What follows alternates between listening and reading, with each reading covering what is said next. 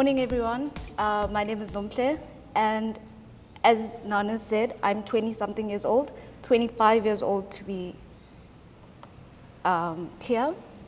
So today I'm going to talk about the 20-somethings. It's been 7 years since I left high school, which means my 10-year reunion is coming up. That's really crazy how quickly time has gone past, because I was sure I'd have a Porsche by now. That's the thing that they tell us when we're at school, that once we turn into adults, everything will work out and just fall into place. But they never actually tell us about the actual truth. This is what is referred to as age norms. Age norms are a variety of social norms that dictate behavior based on age. These also dictate the sequence of major life events. They have 3 characteristics. They are shared, they are obligatory, and they have positive and negative sanctions. So age norms are things like, at 25, you should be married and have kids. Luckily, this year I got a boyfriend. My mom was getting a bit worried. Or things like, what are you doing in the club at 40? I kind of agree with that one. And also things like, you better have kids because you're running out of time. Some of these age norms can be positive, but most of them are actually negative because they put a lot of pressure on us and affect our self-esteem and mental health. These age norms are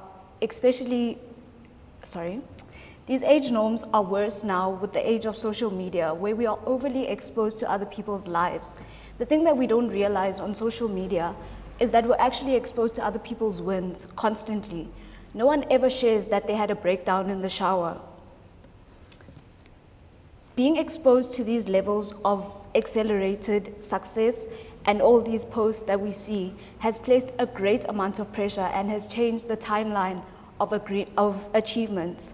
This has especially impacted teenagers and young adults, making them experience heightened levels of anxiety and pressure. We place so much pressure on ourselves, but what's the point of it? The world is literally falling apart. We have the 1%, we have the gap between the poor and the rich widening every day, poverty, discrimination, COVID-19, all these terrible things, and we're all focused on the wrong thing. Age pressure is so complex, especially in the South African landscape, for younger Black people who don't get to compete at the same scale as everyone else because of prehistoric and current systems. It's really crazy because when we start to compare ourselves to other people, we forget about all those factors that really have a real impact on us because the pressure is so real. The cause of this is ageism, and ageism is the discrimination on the basis of age. Ageism affects each and every one of us, from young kids who are thought of as stupid or old people who are thought of as pathetic. One of the best conversations that I've had are with my 5-year-old nephew and my 7-year-old niece. They're accurate, actually 70% of the time. But ageism affects mostly women because, unfortunately, we live with patriarchy and misogyny in our society. The beauty industry is also impacted by misogyny, and the advertising industry, sorry guys, we are also to blame for this, and all these other social ills that put pressure on women to stay younger, look beautiful, because women are considered ugly, boring, useless as they turn older.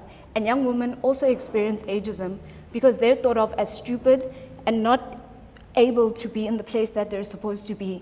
Young women are also overly sexualized before they get to the place that they're supposed to be.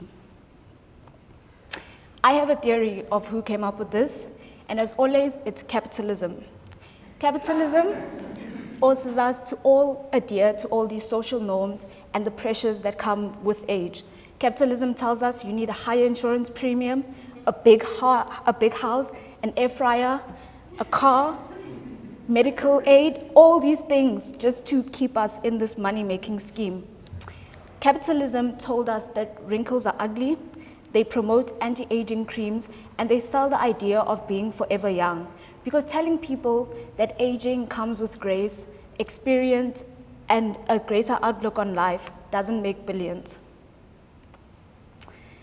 When I was young, I'd obsess about being an adult, thinking about being at work, going out, pretending to be frantically typing or answering phone calls.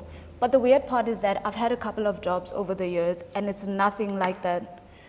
But it's crazy because you just get into it and you figure it out. Just like with life, you get into it and you figure it out. This year has come to an end, and we're about to embark on a very adult journey. The crazy part is that I've spent most of this year trying to figure out what Di's name is short for. Is it Diana? Okay, but no, seriously. But no, we've had amazing mentors whose charisma and grace and all their wisdom surpasses age. With everything that we've been taught and the platforms and opportunities we've been given this year, we can definitely be sure that we're ready for what's to come. The other day, I was at Spa and I saw this little kid doing topless cartwheels by the entrance, while I was there trying to figure out specials and buy groceries that would last for 2 minutes. Adults are forced to fall into these very serious professional roles where we engage in small talk and talk about our prospects and other really boring stuff. Why can't we do topless cartwheels in public? So, in the past years, I've come up with a few tips for navigating adulthood so far. I don't know if I'm on the right track, but it's kind of working. Okay, cool. The first one, the more you grow, the more you realize that no one actually knows what's going on. We're all just pretending, so don't be so hard on yourself. Second one, I will never know how to use money. I've just accepted. I feel like it's not a real thing, and if you're an economist, I'm sorry, you've studied a myth. Always remember to spoil yourself with any little change that you have. Number 3, don't be an asshole. Any bigoted views that you have, you must get rid of them today. Frank Ocean once said, "Why be racist, homophobic, transphobic, or sexist when you can just be quiet?" Rule number 4, your mom is always right. I'm sorry, it sucks, but it's true. And then number 5, have boundaries. This is a great way to establish self-respect. Number 6, try anything once. I'll leave that up to you guys. Number 7, remember to keep yourself grounded and try to believe in something higher than yourself. Spirituality is the one thing that will keep on reminding us that love is all that matters and that is needed in this world. And lastly, live and laugh, and don't spend too much time doing things that don't make you happy.